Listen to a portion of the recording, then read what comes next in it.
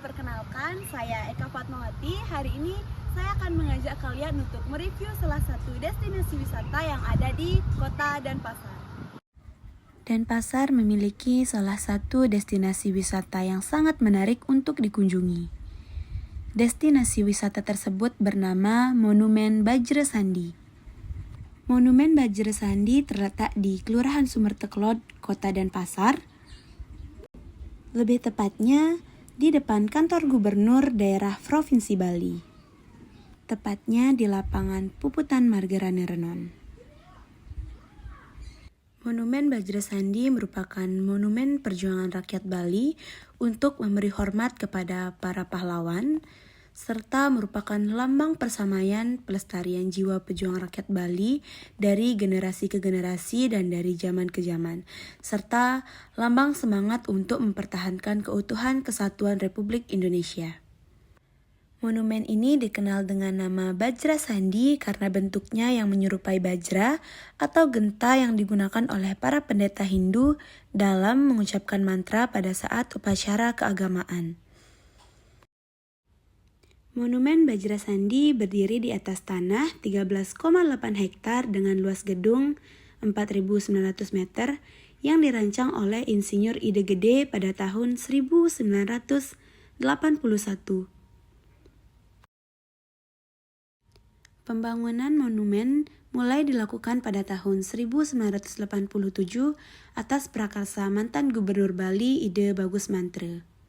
Peresmian dari Monumen Bajra-Sandi dilakukan oleh Presiden pada saat itu, yaitu Ibu Megawati Soekarnoputri pada tanggal 14 Juni 2003. Monumen ini kental kaitannya dengan kemerdekaan Negara Kesatuan Republik Indonesia karena saat memasuki Monumen Bajra-Sandi, kita melewati 17 anak tangga yang ada di pintu utama yang melambangkan tanggal kemerdekaan.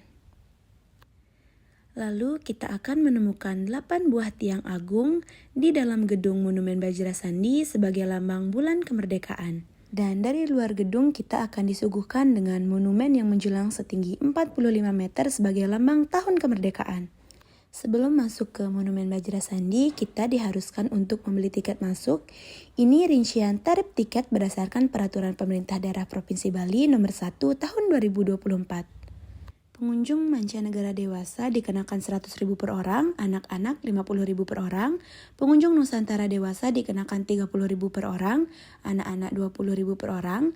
Pengunjung mahasiswa dan pelajar, mahasiswa lokal Bali dikenakan 10.000 per orang, mahasiswa luar Bali dikenakan 20.000 per orang, pelajar lokal Bali dikenakan 5.000 per orang, pelajar lokal luar Bali dikenakan 10.000 per orang. Monumen ini juga bisa digunakan untuk prawedding dengan harga tiket mancanegara dikenakan 2 juta, sedangkan warga Nusantara dikenakan 1 juta. Monumen Bajra-Sandi dibuka untuk umum setiap hari kecuali hari-hari besar atau libur resmi. Hari Senin sampai Jumat buka dari jam 8 pagi sampai jam 5 sore, hari Sabtu dan Minggu buka dari jam 9 pagi sampai dengan jam 5 sore. Saat memasuki Monumen Bajra-Sandi, kita akan menemukan sebuah denah. Di lantai pertama atau disebut dengan Nistaning Utama Mandala, terdapat beberapa ruangan di antaranya ruang informasi, ruang administrasi, ruang pameran, ruang perpustakaan, ruang souvenir, ruang rapat, kantin, dan toilet. Fasilitas kantin dan toilet yang ada di Monumen Bajra-Sandi sangat layak, aman, dan nyaman digunakan.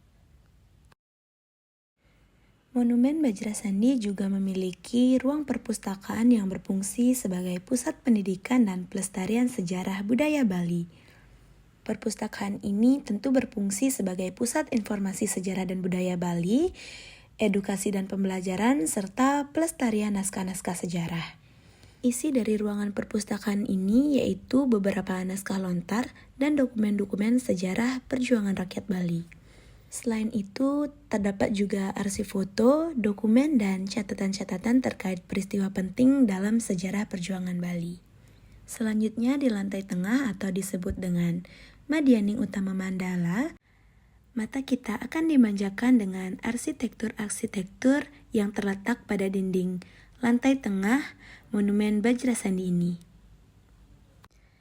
Selain ukiran yang ada pada dinding, di lantai 2 ini atau di lantai tengah atau di Madyaning Utama Mandala ini juga terdapat beberapa diorama.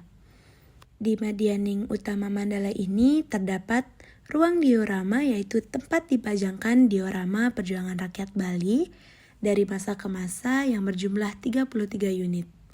Diorama di Monumen Bajrasandi memiliki fungsi dan tujuan utama sebagai media edukasi sejarah dan budaya bagi masyarakat, khususnya mengenai perjuangan rakyat Bali dalam merebut dan mempertahankan kemerdekaan Indonesia. Diorama ini menampilkan peristiwa-peristiwa penting dalam sejarah perjuangan rakyat Bali dari masa kolonial hingga pasca kemerdekaan.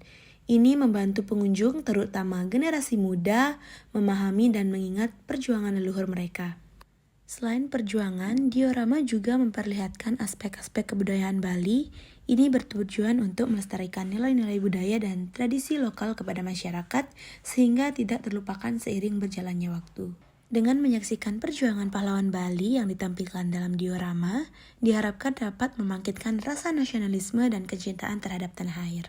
Diorama di Monumen Bajrasandi juga berfungsi sebagai bagian dari destinasi wisata yang edukatif. Diorama ini juga merupakan penghormatan kepada para pahlawan yang telah berjuang demi kemerdekaan Bali dan Indonesia. Di setiap diorama terdapat scan barcode di mana barcode tersebut berfungsi untuk mengakses dan mengetahui sejarah yang ada dalam diorama tersebut secara lebih detail. Di lantai tengah juga terdapat beberapa peninggalan sejarah seperti keris Bali, yang mana keris tersebut digunakan oleh para pahlawan Bali.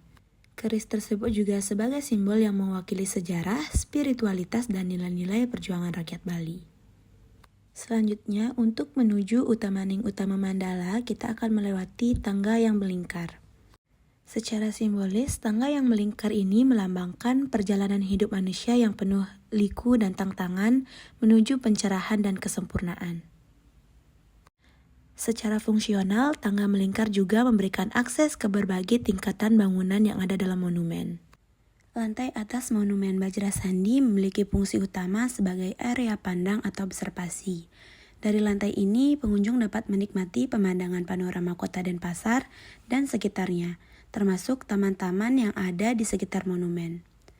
Selain itu, lantai atas ini juga menjadi tempat refleksi dan kontemplasi bagi pengunjung, seiring dengan konsep monumen sebagai simbol perjuangan dan perjalanan spiritual. Lantai ini dirancang agar pengunjung dapat merenungi makna dan perjuangan rakyat Bali yang digambarkan melalui relief dan diorama di bagian lain monumen. Kombinasi antara aspek visual dan simbolis menjadikan lantai atas atau Utamaning Madya Mandala sebagai salah satu elemen penting dalam Monumen Bajrasandi. Itulah informasi mengenai destinasi wisata Monumen Bajrasandi. Semoga dapat memberikan informasi bagi yang ingin mengunjungi destinasi wisata di daerah pusat Kota Denpasar.